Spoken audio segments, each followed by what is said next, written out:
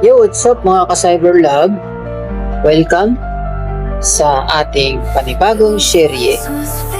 Ngayong araw magkakaroon tayo ng SSH Key Authentication Deep Dive. Pag-usapan natin ang walang kamatayang labanan ng password versus SSH Key at kung paano ba talaga gumagana ang secure authentication. Madalas kasi natin naririnig na mas ligtas daw ang SSH key kaysa normal na password. Pero bakit nga ba? At paano kung aksidente mong maipakita ang iyong private key sa isang video tutorial gaya ng ginagawa ko ngayon? Ligtas pa ba ang server mo? So alamin natin yan. So let's go!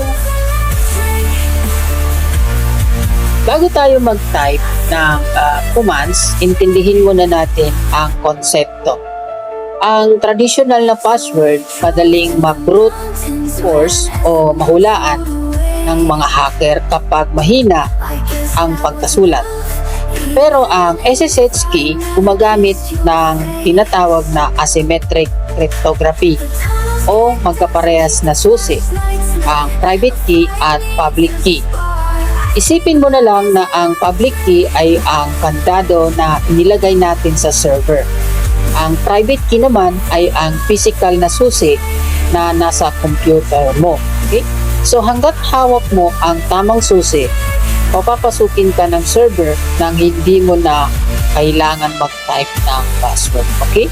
So, ngayon susubukan natin gumawa ng bagong SSH key or SSH keeper dito sa ating Kali Linux WSL gamit ang pinakabagong algorithm ng ED25519.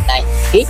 So type natin yung SSH tapos dash keygen minus T tapos ED25519.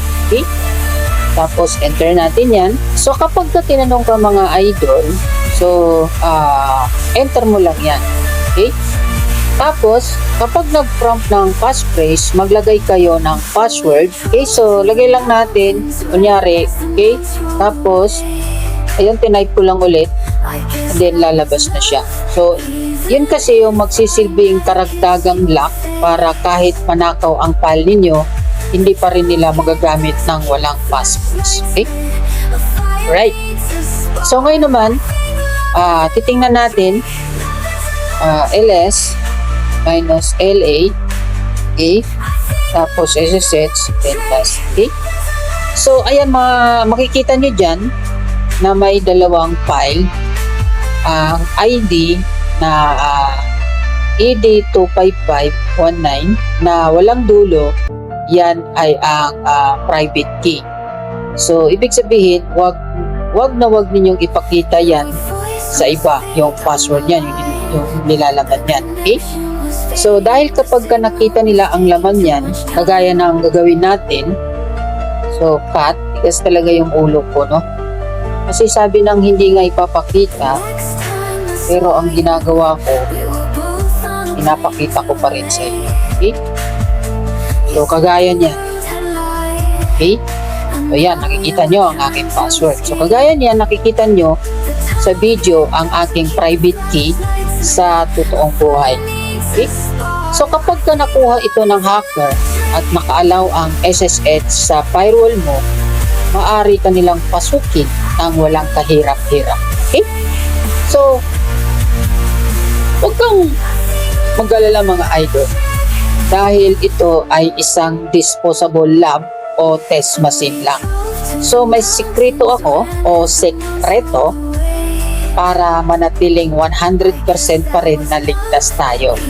Pagkatapos kasi ninyong mag-demo o mag-video recording, burahin ninyo agad ang buong bakas. Okay? So ngayon ang gagawin natin, since nakita mo na yan, okay?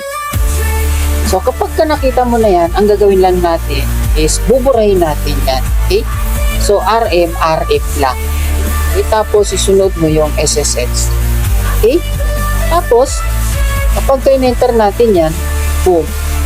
Sa pamamagitan kasi ng RM minus RF, o -RF, binubura natin ang buong configuration at para makasigurado na wala talagang natira, i-test natin ang LS o di kaya naman ICAT. Okay? So test natin yung LS minus LA tapos SSH minus slash. Okay? Tapos enter natin yan. So wala na. So kita nyo, nag-error na. No such file or directory. Ibig sabihin, kahit napanood ninyo o kahit sinong hacker ang susi na ginawa ko kanina, baliwala na yan ngayon. Okay? So tinanggal na natin ng pinto at ang kandado. Kaya wala na silang mapapasukan kailanman. Okay? So try naman natin yung cut. Tapos lagyan natin yung SSH. Tapos yung authorize. Okay? So authorize. Tapos yan. Tingnan natin kung lalabas po siya.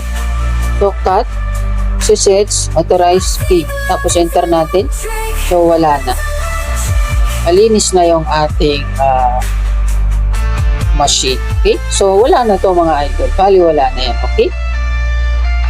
So ang gintong aral natin ngayon, ang seguridad ay hindi lang sa paggawa ng matitinding password, kundi nasa tamang pag-manage at pagbura ng mga sensitibong file o keys pagkatapos gamitin. Okay?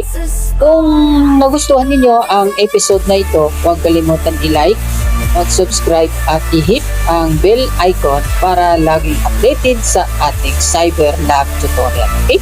Hanggang sa muli, keep learning, keep hacking, keep ethically, and stay safe. Peace out!